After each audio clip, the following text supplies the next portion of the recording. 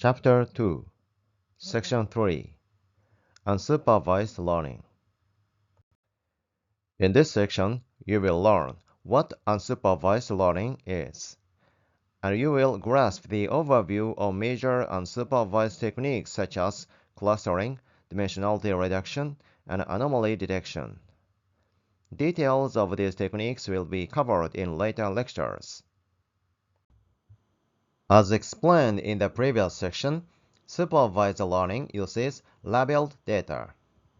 In supervised learning, we use labeled data because we need labels, whose values we aim to make predictions. Then, predictors are selected from the features and fed into the prediction model. On the other hand, in unsupervised learning, we use unlabeled data. In unlabeled data, all variables are called features or attributes. Unsupervised learning is used not to predict some outcome, but to find patterns and structures in the data. Unsupervised learning uses unlabeled data. Labels are not necessary because the purpose is not predicting a predefined outcome.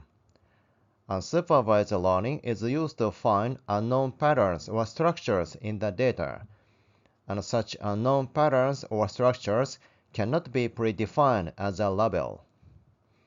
In other words, unsupervised learning tackles problems that cannot be defined as labels in advance.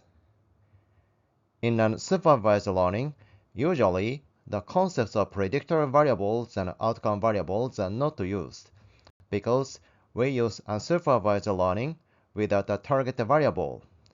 All the variables are called a feature. The three main unsupervised learning methods are clustering, dimensionality reduction, and association rule mining. Clustering is a technique that divides data into some groups with similar characteristics. These groups are called clusters. In clustering, the data points are grouped based on the values of variables that are already available as data.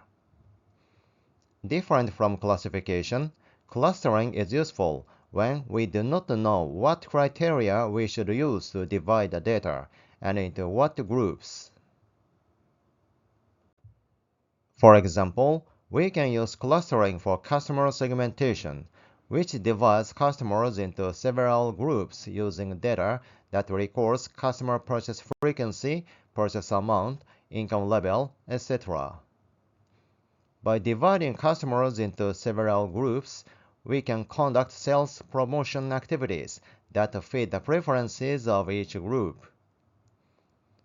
Using clustering is meaningful when we do not know in advance the best way to cluster customers.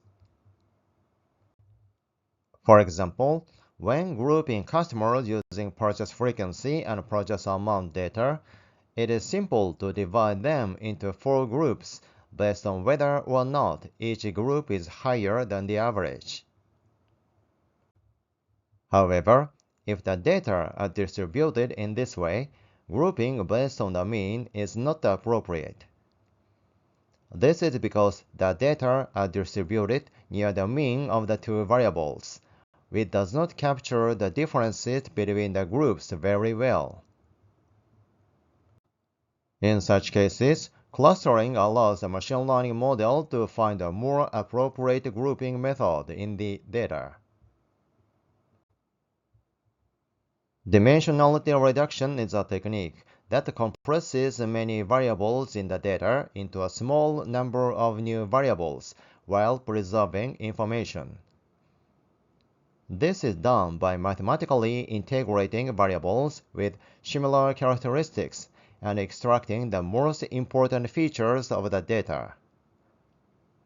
Because multiple variables are merged, all the fine-grained variations and characteristics of the individual variables are not fully reflected in the merged dimension.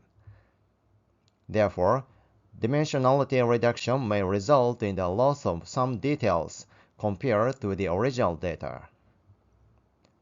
However, dimensionality reduction allows multiple variables to be integrated into a single dimension by using machine learning to remove unnecessary noise and redundant information while preserving the most important information contained in the data.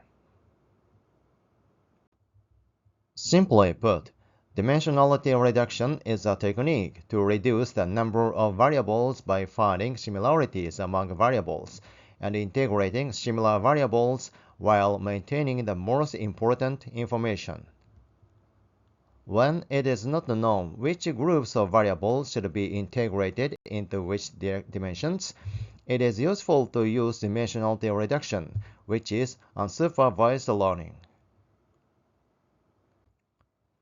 One of the main benefits of reducing variables is the prevention of overfitting.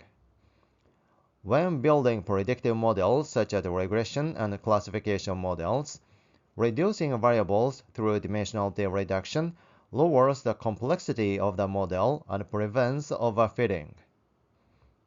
Often, when a predictive model is built with too much complexity, it will overfit the patterns in the training data. In addition, overly complex predictive models make it difficult to interpret the results, even if the predictions are highly accurate. Furthermore, reducing variables can simplify complex models and reduce computational costs. Association rule mining is a method of finding associations in data, that is, the degree to which other events occur together when one event occurs. This analysis reveals co-occurrence. However, it does not identify causal relationships.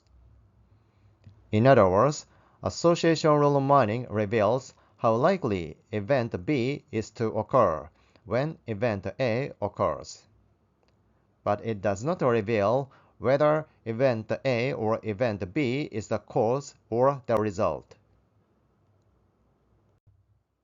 For example, in marketing, we can use association rule mining to analyze the combinations of products that customers purchase together. Through association rule mining, we can find a rule that says customers who buy bread are more likely to purchase milk with it. Based on this, we can formulate strategies to sell or promote these products in combination. It is important to note that even though the association rule mining show that people who purchase bread were more likely to buy milk as well, it does not necessarily mean that people who purchase milk were more likely to buy bread as well.